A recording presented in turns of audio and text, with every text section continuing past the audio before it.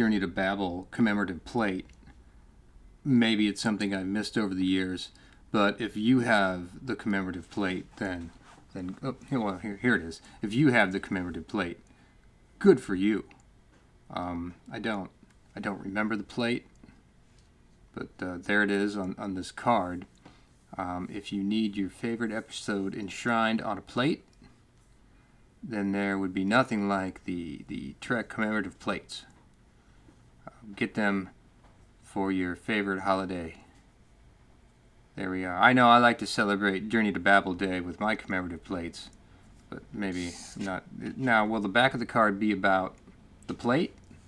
Or just the... No, it is. Wow. Okay. It is all about the collector plate. Now, I'm sorry if I'm having some fun with the collector plate, folks. I'm glad that's your thing. I can see spots in my kitchen. I'm imagining them. If I ever get, if I ever paint my kitchen again, it needs to be painted. I don't like that the lead paint's, flaking from the bottom of the cabinet doors. It needs a paint. But I can imagine a lot of spots for Trek commemorative plates throughout. Okay, so maybe it wouldn't be so bad. All right, so I remember in like '92, the commemorative plates were big. Next time I do a show from the Bat's Cave, I've got a pin that a friend of mine I used to work with made for me based on like a TV guide ad for the Trek commemorative plates. But yeah, this is a surprise. These cards are a gold mine. I'm glad I spent some money on them. I wanted trivia, but look at what we have here. Who's talking about commemorative plates on YouTube? I'm sure somebody is. I'm gonna have to go find him and say hey. But there you go. So the commemorative plate features this episode, and it's a little bit about the episode, and nothing else about the plate. We don't know who did the plate, if it was a limited collection of plates, because those plates have to have that number, otherwise it's just not worth buying. As always. So I'm in this is a pickle. Do we talk about Journey to Babel, or do we talk about the commemorative plates? This is too much. Now I'm gonna have to go on eBay and see what the price of the plates are. After all this time, I bet you these were on QVC. I remember a few QVC treks. I think they drug Will Wheaton into one. I remember Robert Jutzman. Jutzman did a QVC hour. I'm sure he enjoyed every minute of that. So there we go. So we learned about the Trek, the Trek. Get your Trek memories today, and I feel like I should do another 7 minutes on the commemorative plates. I mean, come on. But we'll try for a question. I'm trying the ring light. Is it too much? Can you see the cut on my lip because it's cold outside from where I at? This is distracting. I don't need it in my glasses. One thing at a time. All right, I'm going back. Let's try Seen It. I get the Seen It sticking out right here. And since I went like 4 minutes on the commemorative plate, we can do our 3 questions. Okay.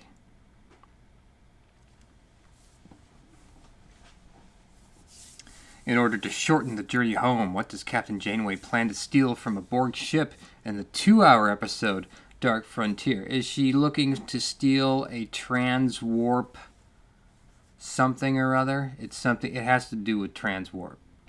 But the thing is, the Borg went through transwarp hubs, so I don't know if maybe the cube would have a transwarp remote control to get into the hub. I don't know what's going on, but it's something to do with transwarp. That's what's going on. Dark Frontier, yeah, they really hyped that up at the time. Maybe I've watched it a couple times since then. Is that the one where the original Borg Queen, Alex Krug? I'm sure I'm butchering the last name. She shows up as the Queen this time. I have to get out my Voyager Book of the Word to take a look at the specifics. But yeah, that wasn't a bad episode. I don't quite know what they're doing in the episode. That's not the one where the Borg are after the independent thought, the ones that have daydreams, and like they destroy all the Borg who are having daydreams because Seven's in this daydream reality where she's got a boyfriend and she's happy and all this. Is that Dark Frontier? I don't know. So I'm going through my viewing now with the old DVDs. I'm just doing a disc of a bunch of different series. So I'm going to do Season 1 Voyager, Season 1 Deep Space Nine, Season 1 Discovery. I threw in Season 1 Farscape and Season 2 of Babylon 5. I'm just going to mix and match them and just see how far it gets me. And the nice thing about DVDs is that I can just turn it back on to where it was at without going through the clicking and the streaming. It saves me maybe 30 seconds. But, I bought and paid for these like 15 years ago. I'm gonna go enjoy it. All right, so that's my Dark Frontier. It's something to do with transwarp, which is, what the title of this round should be. Something to do with transwarp. All right. I love that this is a DVD game. I just got the cards. I don't think that the DVD part of the game is going to enhance anything, especially not the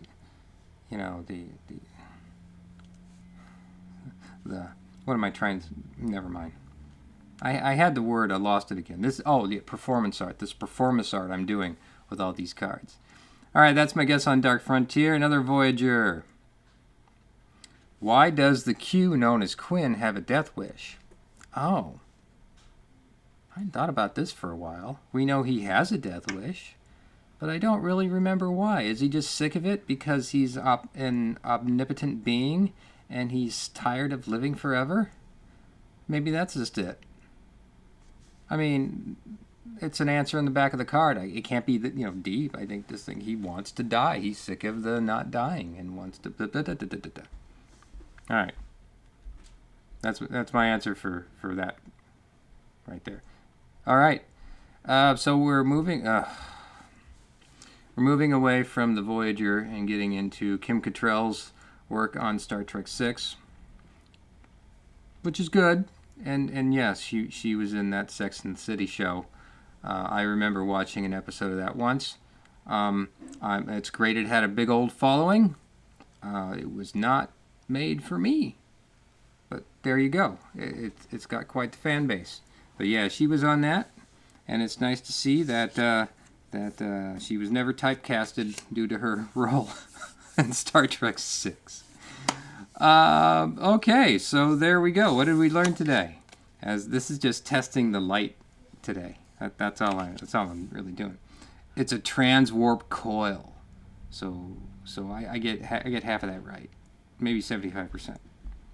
I feel good about that. I deserve a commemorative plate for that. I'm going to go find one on eBay.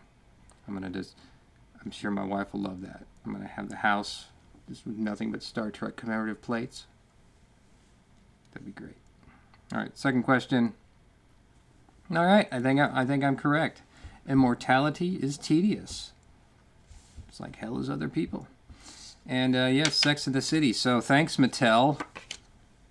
Never thought the Mattel put these... Oh, Mattel, because you had the DVD part, so it becomes a game. All right. Screen Life, whatever that is. So there's the respective copyright owners for this this card that... we got a lot out of this today. What are we, this 9 minutes in?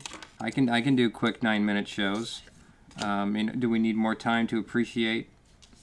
I mean, this isn't... Did Franklin Mint do collector's plates? Do they still do the collector's plates? No? Okay. So go watch Dark Frontier and do not confuse it with Death Wish. Death Wish 2. Did the Charles Bronson Death Wish movies? I'm losing the ability to say Death Wish. Bring it down a bit. Did they not have any titles after the two, like Death Wish 2, Electric Boogaloo, or anything like that? No? Okay.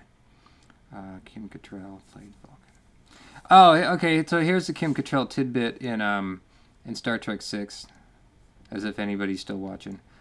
She had the wrong color collar, and they just went with it for the rest of the movie because that's the thing that kind of got lost in the I'm playing the light here, between the uniforms, how they were supposed to work in Star Trek 2 versus 3 versus 4.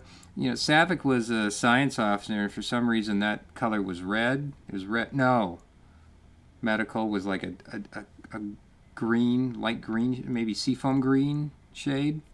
but I don't know if that was science as well. But anyway, it kind of just morphed into everybody had the white collars.